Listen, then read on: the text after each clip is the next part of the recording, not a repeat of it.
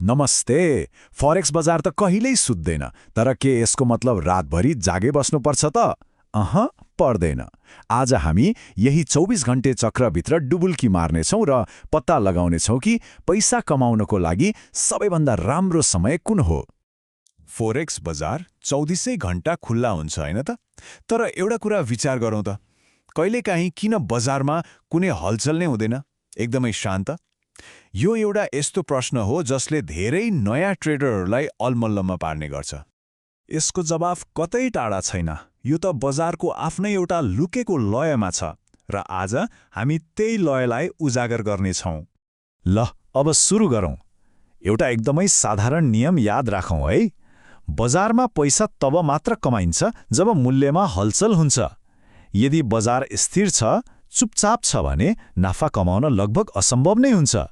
त्यसैले समय नै सबैभन्दा महत्त्वपूर्ण कुरा हो। यो लय बुझ्नको लागि हामीले ट्रेडिङ सत्रलाई बुझ्नुपर्छ। अब यो के हो त? सरल शब्दमा भन्नुपर्दा यो दिनको त्यो समय हो जब कुनै विशेष भौगोलिक क्षेत्रका ठूला ब्याङ्कहरू र वित्तीय संस्थाहरू सक्रिय रूपमा कारोबार गरिरहेका हुन्छन्। अब बजारलाई चलाउने मुख्य खेलाडीहरू अर्थात् प्रमुख सत्रहरूसँग परिचित हौं। विश्वव्यापी ट्रेडिङ दिनलाई मुख्यतया 4 प्रमुख सत्रहरूमा बाँडिएको छ, जुन पृथ्वीसँगै घुम्छन् भन्दा पनि हुन्छ। दिनको सुरुवात सिडनीबाट हुन्छ, त्यसपछि एसियाको केन्द्र टोकियोले लिन्छ, त्यसपछि युरोपको वित्तीय हब लन्डन र अन्तमा अमेरिकाको न्युयोर्कले दिनको अन्त्य गर्छ। यी सत्रहरू घडीको सुई जसरी नै चल्छन्। एउटा वित्तीय केन्द्रमा दिन ढल्दै जाँदा अर्कोमा बिहान भइरहेको हुन्छ।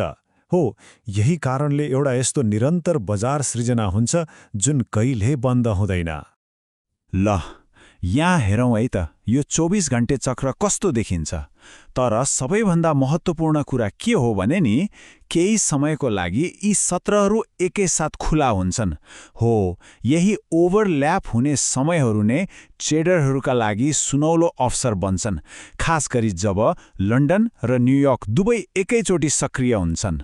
तर एउटा कुरामा चाहिँ ध्यान दिनै पर्छ, डे लाइट सेभिङ टाइम वा DST। केही देशहरूले वर्षमा 2 पटक आफ्नो घडी परिवर्तन गर्छन्, जसले गर्दा बजार खुल्ने र बन्द हुने समय 1 घण्टाले तलमाथि पर्न सक्छ। त्यसैले मार्च, अप्रिल, अक्टोबर र नोभेम्बर महिनामा सधैँ आफ्नो समय तालिका एकचोटि जाँच गरिहाल्नुपर्छ। ठिक छ, अब सबैभन्दा महत्त्वपूर्ण प्रश्नमा आउँ। बजारमा सबैभन्दा बढी हलचल, सबैभन्दा बढी एक्सन अनि अवसरहरू कहिले हुन्छन् त? स्वाभाविक रूपमा ट्रेडिङ दिनको सबैभन्दा व्यस्त समय यही हो, किनभने जब 2वटा बजार एकै समयमा खुला हुन्छन् तब कारोबारको मात्रा ह्वात्तै बढ्छ। भनेपछि मुख्य कुरा के हो भने 2वटा प्रमुख ओभरल्याप अवधिहरू छन्। पहिलो, टोकियो र लन्डनको ओभरल्याप, जुन छोटो तर महत्त्वपूर्ण हुन्छ, र दोस्रो, लन्डन र न्युयोर्कको ओभरल्याप। यो चाहिँ ट्रेडिङ दिनको सबैभन्दा तरल र अस्थिर अवधि हो। यही समयमा सबैभन्दा धेरै अवसरहरू पाइन्छ। यो कुरालाई एउटा तथ्याङ्कले अझै स्पष्ट पार्छ।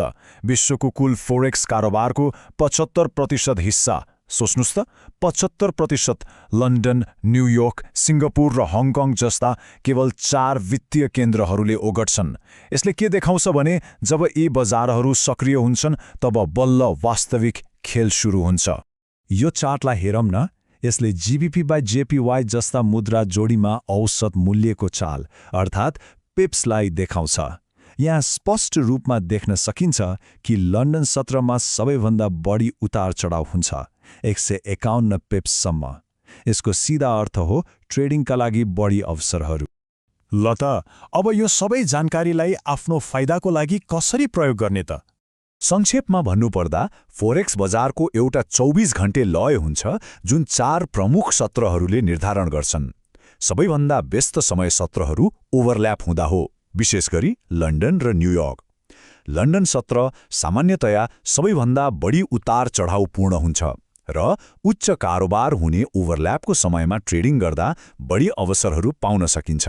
ल, अब कहिले ट्रेड गर्ने भन्ने त थाहा भयो, तर अर्को ठूलो प्रश्न के उठ्छ भने हरेक सत्रमा कुन मुद्रा जोडीमा ध्यान केन्द्रित गर्ने त?